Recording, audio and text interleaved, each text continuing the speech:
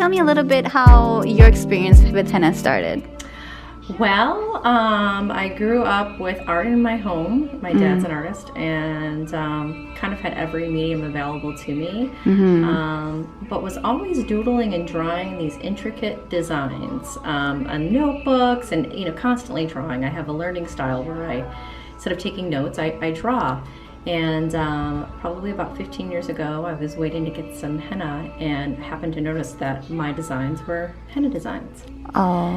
And went, oh, this makes sense now. I belong somewhere. Yes, like I didn't realize that this is what this art is. Wow. So I decided, okay, I'm gonna pick up some henna, and I just kind of messed around with it a little bit. Nothing too serious back then. But a few years ago, I just kind of got tired of corporate America and burnt out, and started meditating and said, okay, what is it that I'm destined to do? And it came to me crystal clear. It's henna. So I just fully immersed myself in it. Wow. And started off with my own little thing in Colorado at first, and then went, oh, I'm in the mountains. It's cold 7 months out of the year. I want to go somewhere where I can do it year round. So I came here Oh to my Arizona.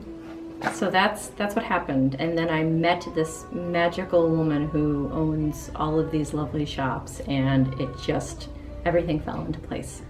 Wow, so henna drove you from a different state to this. Correct. Oh wow. Yes. So how long ago did you join the henna shop now? I've been with the Henna Shoppe since we opened our second location, which is this one here in Old Town, since February of last year, 2015. And in just over a year's time, we've opened this one. We opened Fashion Square in Scottsdale, and that was September of this year. And then we went all the way out to Superstition Springs out in Mesa, and just opened another one a couple months ago. Wow. So in just over a year's time, we've had a lot of growth. That's awesome. And I mean, you have this amazing merchandise too. Oh yeah, which so definitely, much fun. yes, it's like you're immersed with textile and all these arts and stuff. Absolutely. That's amazing. So what makes Henna Shoppe like special? I believe it's the both the owner and the employees. We are a family first, and our owner, she is all about the artist and creating an environment where an artist can get paid to do what they love to do.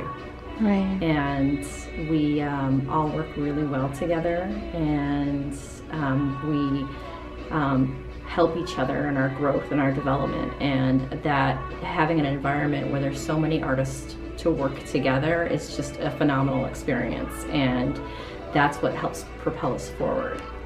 Just like working together. Do you like sometimes get together and have like these little henna parties? Yeah, we get together and we do henna on each other, and we do like training, and because we do hagwa as well.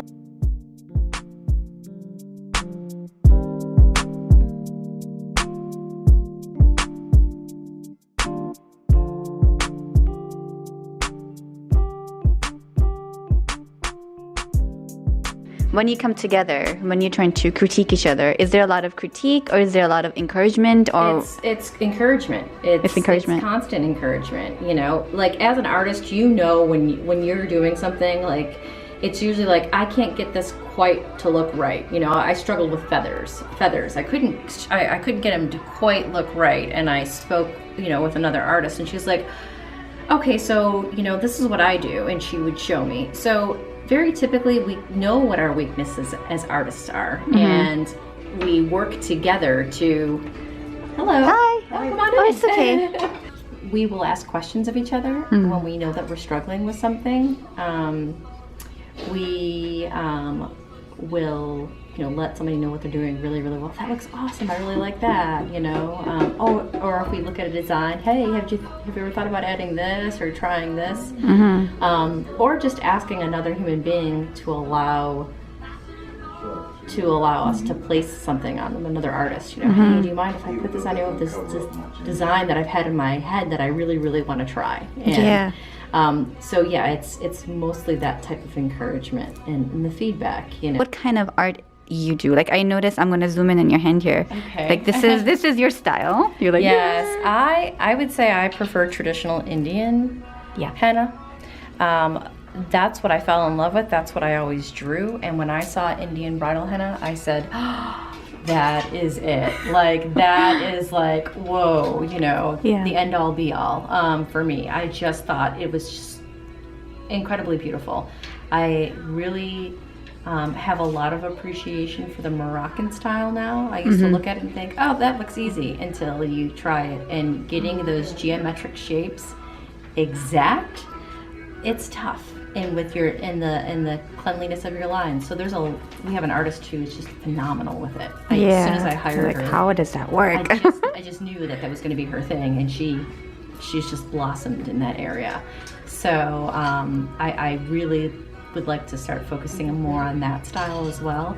As well as I love the traditional Arabic style and like the Gulf style as well. So. That's my weakness. Gulf style is my weakness. Yeah. So people coming together and not thinking of it as, you know, a competition or something. And have you noticed a lot of that in the henna community? Like, how have you seen it? I've seen it as a very like loving sharing of a beautiful art, not a competitive thing, because each artist has a different style that they lean towards, different strengths. And so you know, even like within our design books, one artist may interpret it one way, another artist may be exact, another one may lean a little bit more on the swirly side of this, you know. So I feel like everyone adds their own special touch to designs. Yeah. And I think that's across the board. You know, when I encounter other artists, it's like, oh, you're a henna artist too? Oh, let me see what you did. And like, you just get really excited. You know, people come in regularly to buy our henna cones or to buy henna powder, and right away I'm like, you know, first thing I think of is, oh, well, you know, we're always hiring henna artists, so send me copies of you. Let me see what let me see what you do with what you've purchased. Send me, you know, photographs. And that's one way that we find a lot of our artists. But also just the fact that they, you know, if they come in and they have designs on them, like we just start talking about henna and sharing our experiences. How did you come across henna? Like, when did you get henna last time? Or that's what I tend to do when I meet people. I'm like, so when was the last time you got henna done? Yeah. And I mean, that's when I was this, it starts like a whole conversation. It's like it really becomes a community, like what is it called? Connection between people, artists and the client. I think that's beautiful.